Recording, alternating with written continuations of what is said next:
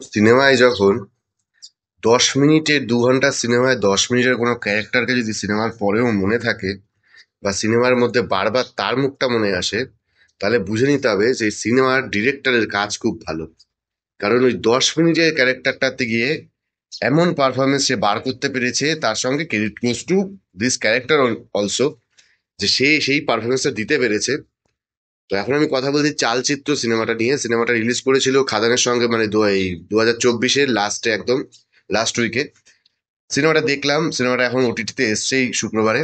তা ওটিটিতে আসার পরে দেখলাম, সিনেমাটা হলে দেখতে পাইনি। সিনেমাটা নিয়ে আমি যেটা বলবো, সিনেমাটা ভালো সিনেমা, দেখতে পারেন। কিন্তু যেহেতু আমাকে সেটার ব্যাপারে রিভিউ করতে হবে, তো রিভিউ অনুযায়ী আমি বলবো যে সিনেমাটা যে জিনিসটা নিয়ে, যে ব্যাপারটা নিয়ে মেন সিনেমাটার উদ্দেশ্য, যে থ্রিলারটা, যে মার্ডার থ্রিলারটা, সেই মার্ডার থ্রিলারটা কিন্তু ভালো হয়নি। বাকি সিনেমার মধ্যে অনেক কিছু দেখানো হয়েছে, প্রতিটা ক্যারেক্টারের একটা ব্যাক স্টোরি আছে, সেই ব্যাক স্টোরি গুলো, তাদের লাইফটা কিভাবে তারা তাদের লাইফটা যাচ্ছে, সবকিছু সমস্ত জিনিস ভালো দেখিয়েছে।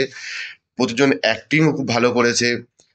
বিশেষ করে এই যার কথা আমি বললাম, তানিকা বাসু, যে আর কি সিনেমাটাতে আহ অনির্বাণ চক্রবর্তীর মেয়ের ক্যারেক্টারটা করেছে, তার অ্যাক্টিংটা দেখবে, মানে চোখ জুড়িয়ে যাবে, মনে রেখে দেবে।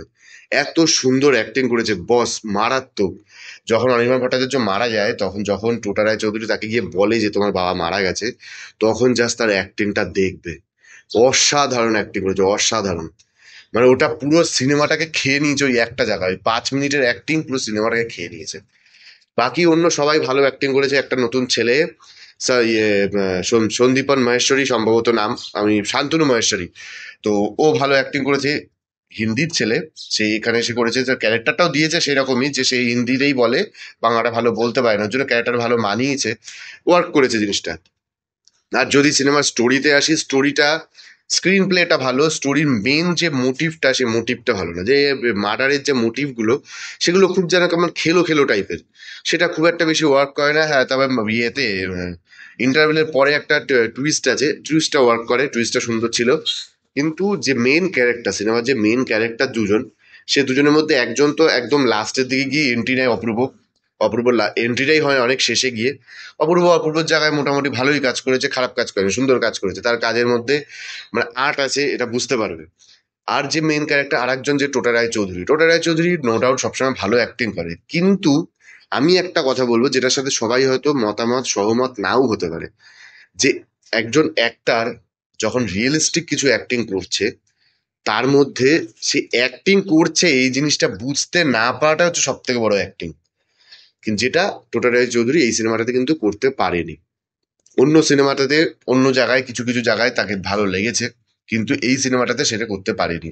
পরিষ্কার কিছু জায়গায় মনে হচ্ছে সে ভালো অ্যাক্টিং করছে, কিন্তু ভালো অ্যাক্টিং করার থেকেও যে সেটা নো ডাউট অ্যাক্টিং করছে না, রিয়েল মনে হচ্ছে, সেই অ্যাক্টিংটা হচ্ছে আরো বেশি ডিফিকাল্ট অ্যাক্টিং, যেটা ন্যাচারালি বিজয় সেতুপতি, নওয়াজুদ্দিন সিদ্দিকী এরা করে থাকে, তাদের অ্যাক্টিংটা দেখে মনে হয়, মানে যেটাকে বলে রিয়েলিস্টিক অ্যাক্টিং, সেরকম।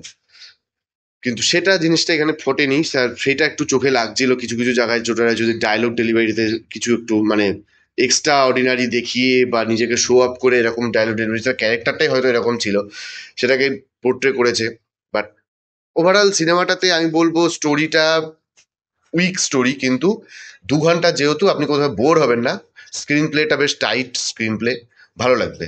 একবার দেখে দেখতে পারেন, খুব ভালো লাগবে। আর বাকি যে ব্যাকগ্রাউন্ড মিউজিকগুলো খুব ভালো ছিল, সেগুলো আপনাকে মানে সারাক্ষণ ধরে রাখবে।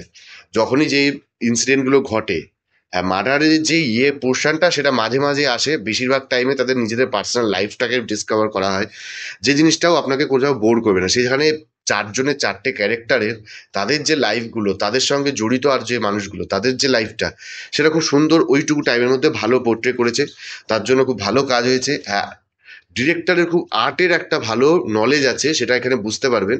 কিছু কিছু সিনে খুব সুন্দর আর্টিস্টিক কিছু কিছু শট রেখেছে। যেমন কোনো একটা কথা শুনে যখন আমাদের মানে খুব খারাপ লাগে, যেন আমাদের বাকরুদ্ধ হয়ে যাই, থেমে যাই, সেরকম একটা জিনিসটাকে শো করা, পোর্ট্রে করার জন্য একটা জায়গায় টোটা রায়চৌধুরী কেটলি থেকে চা ঢালছে, সামনে রাইমা সেন একটা কথা বললো, সে কথাটা শুনলে যে টোটারে যদি বাকরুদ্ধ হয়ে গেল, সেটা বোঝানোর জন্য চাটাও বন্ধ হয়ে গেল পড়াটা। এই যে এই ছোট ছোট জিনিস, কিছু কিছু জিনিস দিয়েছে, জিনিসগুলো ভালো সুন্দর ওয়ার্ক করেছে, সেগুলো সেগুলো থেকে ডিরেক্টরের যে আর্টিস্টিক ব্যাপারটা সেটা ফুটে ওঠে, সেগুলো ভালো ছিল।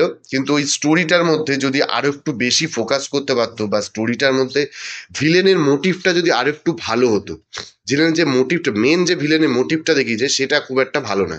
আর এখানে দুটো ভিলেনের একটা প্যারালাল চলে, কিন্তু প্রথম যে ভিলেনটা সেটার কোনো মোটিভ দেখানোই হয়নি। সেটা কি কেসটা হয়েছিল হয়তো সেটা আবার অন্য কোনো পার্টে হয়তো আনতে পারে, কিন্তু ওটার ব্যাপারে কিছু এখানে দেখানোই হয়নি। যদি দেখিয়েছিল যে ওটা ক্রাইম হয়েছে, কেন হয়েছে, কি হয়েছে, কি করেছে, ডিটেলসে কিছু দেখায়নি। কিন্তু রিয়েল এখন প্রেজেন্টের যে ক্রাইমটা দেখিয়েছে, সেখানেও ভিলেনের মোটিভটা খুব বেশি মানে পাওয়ারফুল নয়।